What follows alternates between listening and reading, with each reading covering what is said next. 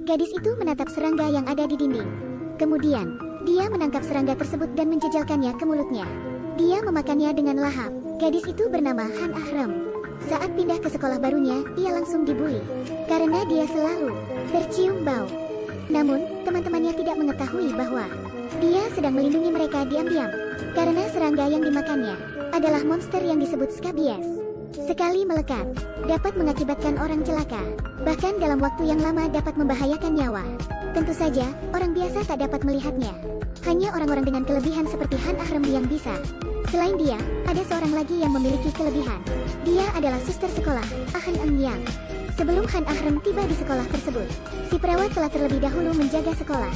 Dia sudah melawan berbagai jenis monster. Namun, kali ini, meski ia telah mencoba banyak cara, ia selalu gagal. Han Ahrem memberitahu, kenapa ia selalu gagal. Hal tersebut karena Scabies sudah masuk ke dalam semua orang. Orang-orang yang dirasukinya dapat meninggal hanya karena sakit perut. Kemudian, dia mengambil seekor Scabies dan memakannya. Dia melihat Han Ahrem memakan sangat banyak dan hampir muntah. Namun, dengan banyaknya Scabies yang telah menginvasi sekolah, banyak siswa yang berjatuhan setiap harinya.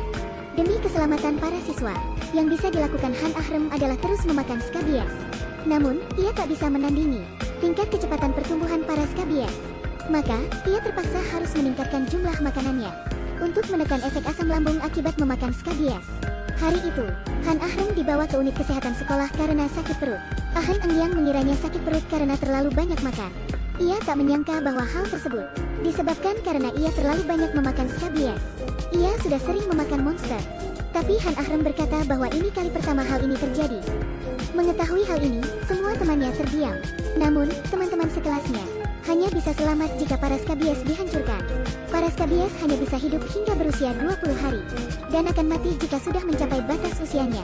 Para Scabies ingin terlahir kembali. Mereka pun hanya bisa menunggu hingga Scabies menetas kembali. Saat ini dia hanya bisa bertahan untuk sementara. Saat dia sudah melebihi ukurannya, dia akan langsung meledak. Mereka akan terus berkembang biak dan tetap di dalam inangnya, karena harus terus melanjutkan misinya. Han Ahrem yang sebenarnya ingin mengetahui dunia luar, hanya bisa melihat dunia dari kejauhan.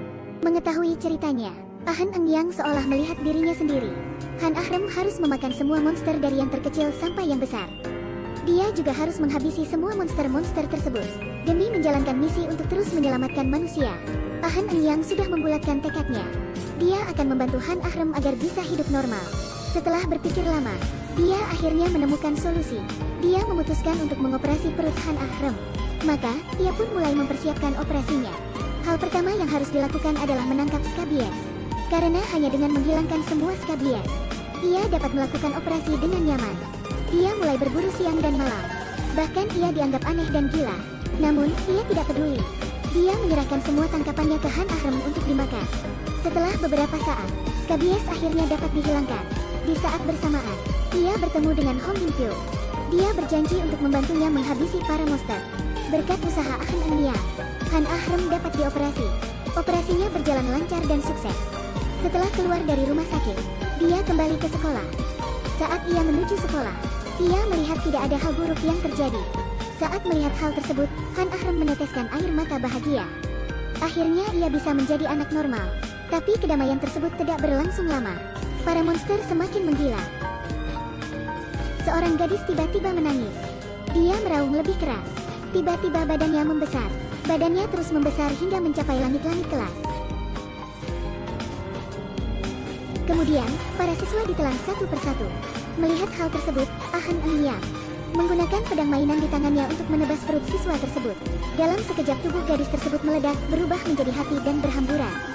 Dia melihat hamburan tersebut dengan kebingungan. Kemudian Han Eng Yang menggunakan mata yin yang dimilikinya sejak kecil. Dia dapat melihat semua jenis monster. Sekarang dia tahu bagaimana cara menyelamatkan orang lain. Namun, tugas utamanya saat ini adalah menjaga sekolah ini. Karena sesuatu yang mengerikan terus terjadi di sini. Misalnya, para siswa tiba-tiba saja tertawa dan berkelahi. Ada yang berkelahi dan menari seperti orang gila. Dia melihat beberapa siswa yang menarik perhatiannya. Di belakang kepala mereka terdapat benda aneh, seperti tali pusar yang saling terhubung. Hal tersebut menunjukkan hasrat negatif dalam diri mereka. Beragam desas-desus aneh juga beredar. Ada yang berkata hanya dengan duduk di sebuah bantal khusus akan membuatmu bisa lulus ujian masuk universitas. Maka, mereka pun memperebutkan bantal tersebut. Awalnya semua berjalan dengan lancar. Teman sekelas di sekitar mereka pun tidak terlalu peduli. Tapi ketika seorang anak laki-laki mendapat bantal kuning, semua siswa berteriak seolah melihat hantu. Han Engyang bergegas menuju kelas dan membawa anak laki-laki itu pergi. Ternyata bantal itu memiliki jimat bertuliskan nama siswa yang sudah meninggal. Awalnya, kedua siswa pengguna bantal berhasil lulus ujian. Tapi mereka tidak mengetahui bahwa bencana besar akan datang. Keesokan harinya, mereka tidak sabar untuk memulai ujian. Benar saja, mereka berhasil melakukan ujian dengan baik. Keduanya sangat bersemangat. Namun, hantu teman mereka yang sudah mati datang ke kelas. Ketika Han Engyang tiba di kelas, siswa perempuan itu mencengkeram bantal dan menangis. Teman lainnya yang duduk-duduk di atas bantal juga menangis begitu kencang. Han Engyang mulai menyadari penyebabnya. Apakah kau mencuri bantal seseorang? Apa kau pikir kau dapat berlama di universitas dengan cara?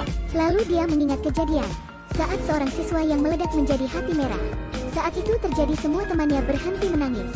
Han Engyang kemudian meraih bantal tersebut dengan marah. Benar saja, dia menemukan jimat di dalamnya. Dia membakar jimat dan bantal untuk gadis itu. Gadis itu berhenti meraung. Baru saja, krisis bantal diselesaikan. Krisis yang lebih besar sudah menyusul. Kali ini, sekolah akan menghadapi bencana yang belum pernah terjadi sebelumnya. Sekolah itu benar-benar aneh. Hal-hal aneh selalu saja terjadi setiap harinya. Misalnya, para siswa tiba-tiba tertawa dan bunuh diri. Seorang gadis berubah menjadi raksasa. Invasi laba-laba dan kodok raksasa. Dan hal-hal aneh lainnya. Dari ruang bawah tanah yang mengerikan, tidak hanya terdapat beragam monster yang hidup di sana, namun ada juga segel roh jahat kuno. Menurut ceritanya, dahulu, ruangan tersebut tercipta dari pikiran-pikiran negatif dan jahat yang menyedot orang-orang, kemudian menelan dan memakan mereka. Beberapa waktu yang lalu, ada seseorang yang tidak sengaja memindahkan segel tersebut, yang mengakibatkan seluruh sekolah hampir hancur. Untungnya, Han Engyang menghancurkan monster tersebut di saat yang tepat. Mereka berpikir semua telah berakhir. Namun, mereka tidak tahu bahwa kekuatan jahat selalu menunggu kesempatan. Hari itu, ada dua siswa yang dicuci otak oleh monster. Mereka membuka pintu ke ruang bawah tanah. Semua monster meledak dalam sekejap, dan dengan cepat memenuhi setiap sudut sekolah. Sejumlah besar siswa disihir oleh monster. Mereka berkeringat dan bermusuhan. Ada yang menangis dan meraung. Ada yang tertawa aneh.